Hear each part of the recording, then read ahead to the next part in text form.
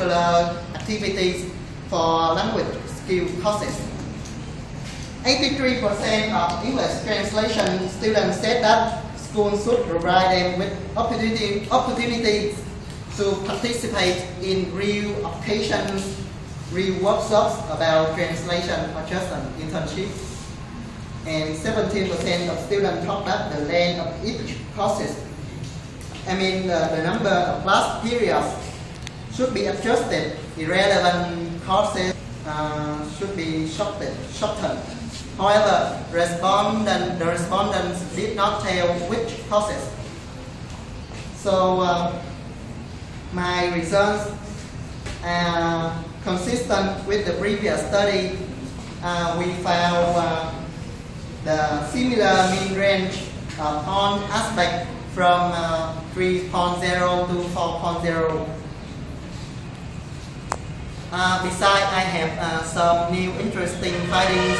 First, I have new findings of difference between male and female students' perception. And second, I have new findings about difference between English translation student and English education student in terms of job seeking skill. In summary, I conclude that our English students may be ready to participate in the job market. However, they are still not very well prepared because in their rating, they rated their job seeking skill the lowest, and the means of other aspects are no more than 4.0. Despite some interesting and meaningful results, there are some limitations in my results. First, I just explore the student perception, not those from the teachers or employers. And the responses to the open-ended questions were not very specific enough. So I have difficulty in classifying and interpreting. So to correct the limitation, there should be a follow-up interview.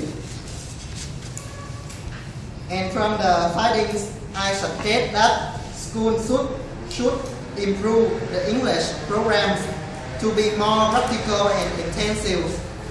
And schools should provide students with internships, more skills practice courses, so that students will have chance to practice what they have learned in school, and especially for English translation and interpreting students.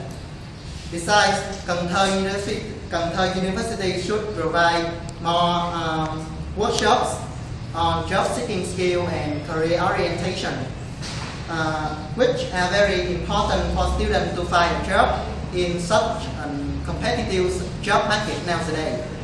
And moreover, schools should reduce the class size to improve the quality of English classes. So,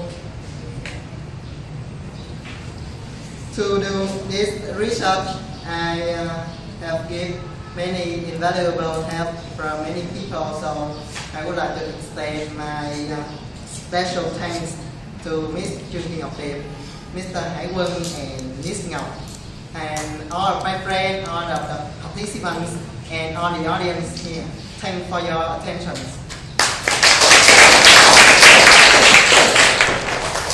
Congratulations, and now it's time for Mr. Hải Quân and Ms. Ngọc for some comments and questions. Okay. So congratulations. I have to say that I was really interested in your research because actually the topic you have been investigating is one of the hot issues that most of the universities and educators are paying attention to, and I myself is looking at that too. Some comments and not really questions, but something I need you to make clear. So the tool that you used was the questionnaire, right? Yeah. And there was 51 items.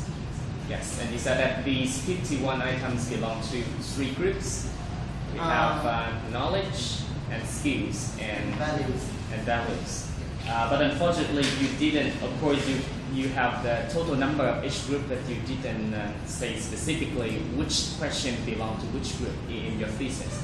And I think you need to make that clearer because you didn't group them together, but you seem to mix all of them together.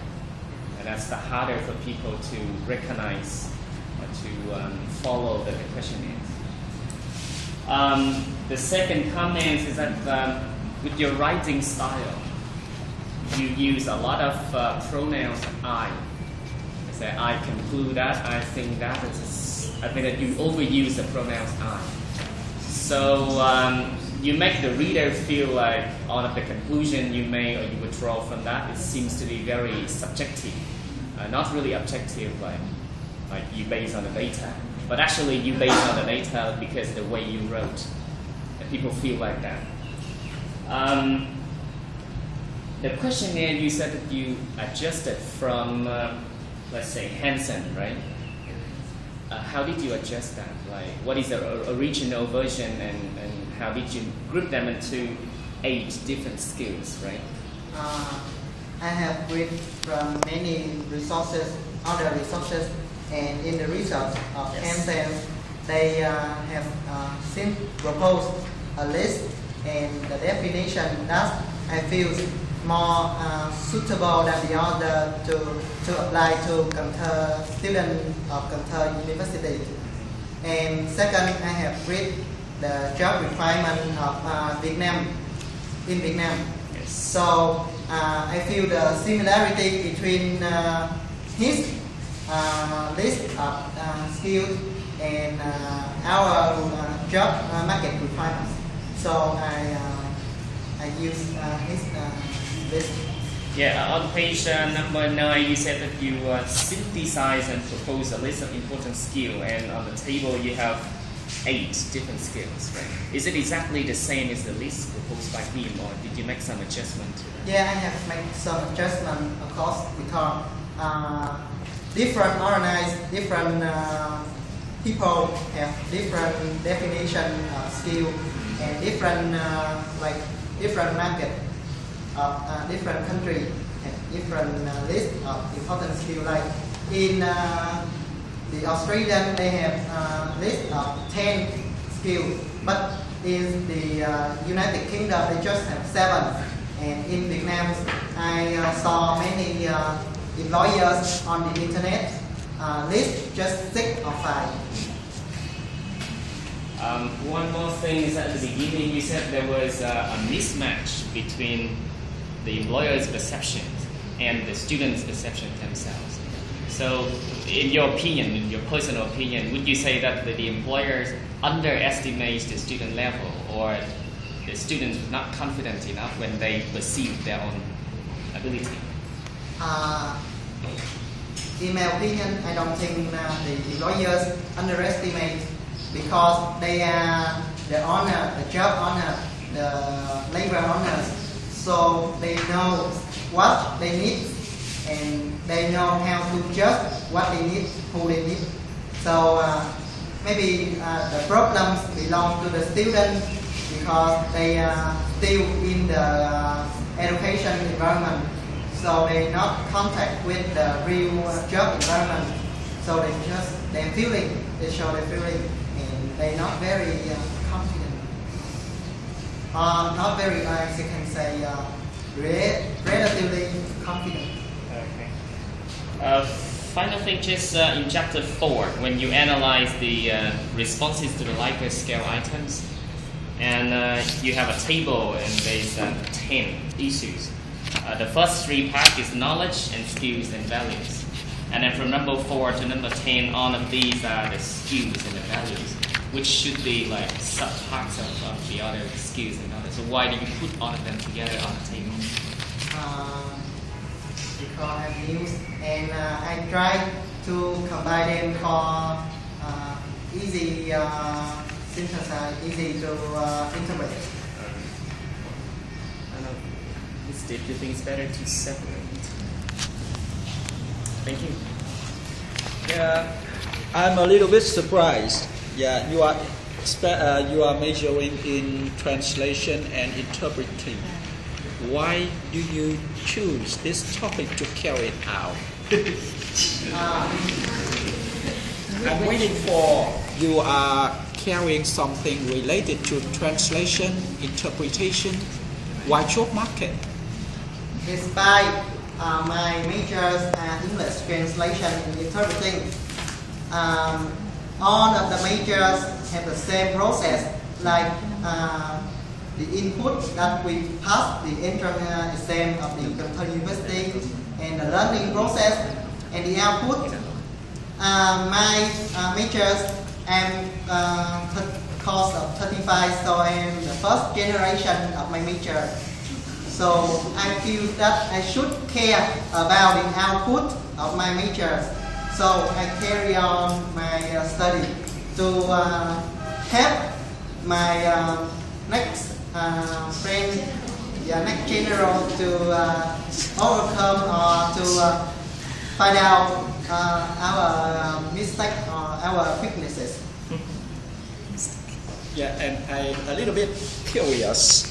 Yeah, are you interested in it, or you follow someone's advice? Actually, I can say both of them. Yeah. First of all, I was invited to do a research by Mr. Dave. Oh no! I'm sorry. By Mr. Dave. After I'm doing it, I feel very interested. So until now, I feel still interested in it. Really? Yes. 100%. Okay, so from the time you did the project with Miss Did and this dissertation, do you have any adjustment or any changes, or just the same like the project that you did before?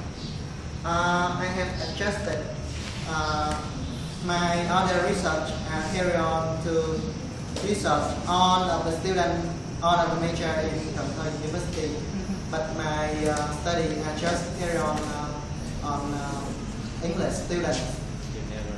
Okay, so because I see that on the appendix, it seems that you just say the questionnaire for the student. So I think that you must go more specific on that. For example, English student or English studies student or something like that. Because if you just say in general students, it is not suitable for these questionnaires.